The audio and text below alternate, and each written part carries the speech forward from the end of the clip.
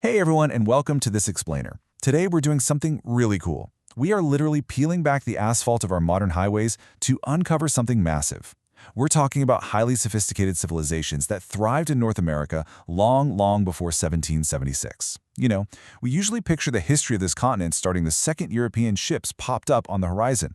But today, we're exploring the globally magnificent societies that shaped this land millennia before the United States was even a concept. So, think about this for a second. What if a totally forgotten world of ancient, massive cities is buried right under our fields, our forests, and even our deserts? Just imagine that the ground you walk on every single day might literally hold the foundations of enormous earthworks and highly complex cultures that flourished exactly where you're standing right now. Crazy, right?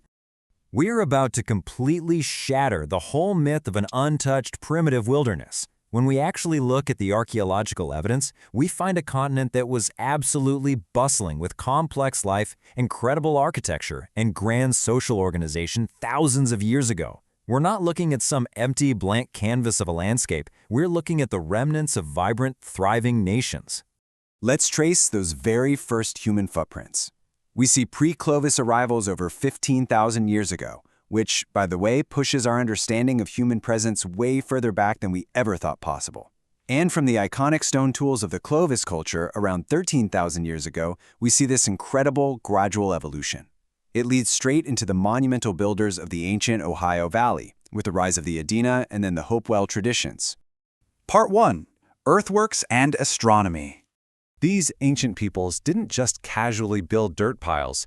They utilized advanced mathematics and some seriously complex engineering to construct enormous geometric earthworks. We are talking about colossal shapes carved directly into the earth, showing off highly sophisticated landscape design.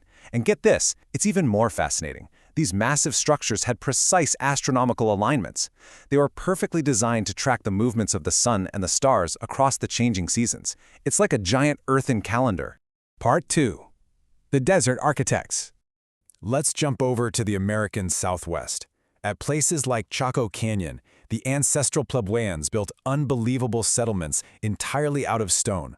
Right in the middle of a totally unforgiving desert, the engineered complex road networks, monumental multi-story buildings, and incredibly sophisticated agricultural and irrigation systems. They didn't just eke out a survival in the desert, they completely mastered it, creating a thriving cultural and ceremonial hub. Part 3. Cahokia, Ancient American Metropolis. 20,000. Just let that number sink in. That was the estimated peak population of Cahokia. The absolute climax of ancient American urbanism was happening right beside the Mississippi River. If you wanted to find a bustling, massive metropolis centuries before European colonization, you wouldn't be looking at the coasts. You'd look straight to the American Midwest. Imagine just walking through this ancient city. Thousands of people gathering around enormous earthen pyramids in these giant plazas. You've got craftsmen shaping stone, farmers out working the fields, and highly complex political organizations running the whole shebang. This sprawling urban center literally rivaled the size of many European cities of the exact same era. No way, right? But it's true. So a big question pops up.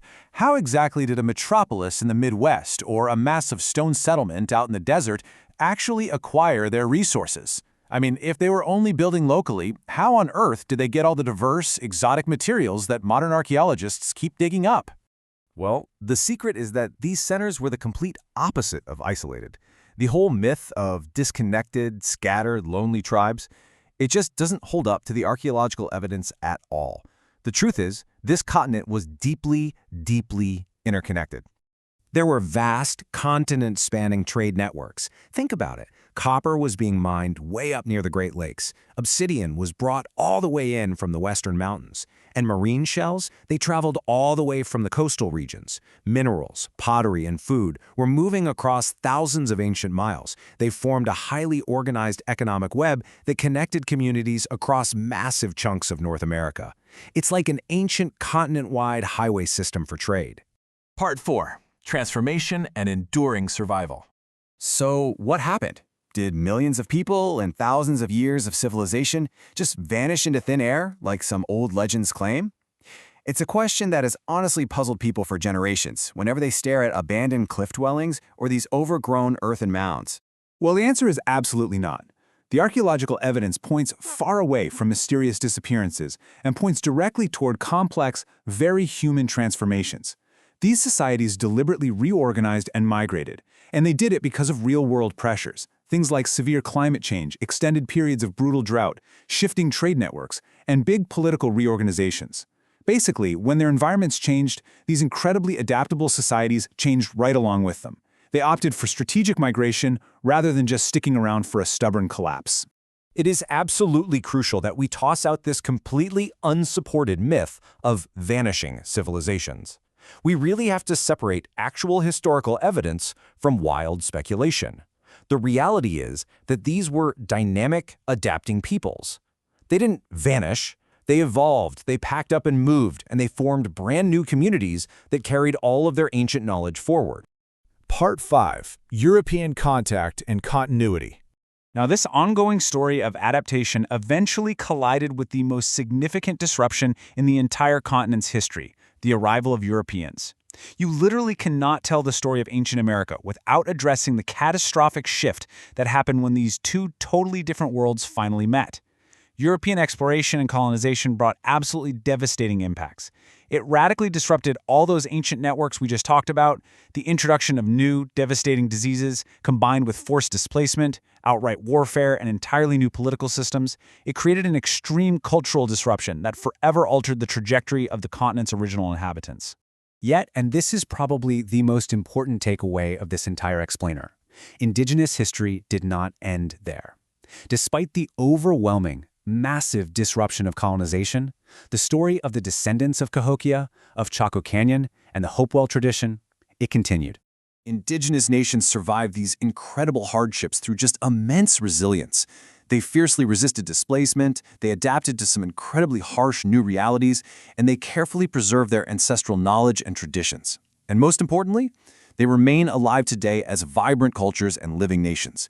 They are the direct, unbroken link to that incredible ancient world we've been exploring today. So when we step back and really look at the evidence, it changes absolutely everything about how we view the timeline of this land. We have to completely shift our perspective.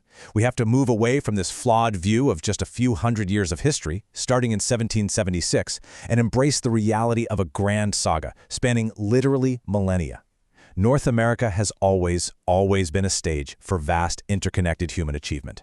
Long before there was a United States, there was a deeply complex, brilliantly engineered, and globally magnificent America. The traces of the societies that shaped this continent long before any European ships arrived are woven into the very dirt under our feet. It's an epic history of innovation, of early urbanism, of sprawling trade, and profound, incredible adaptation.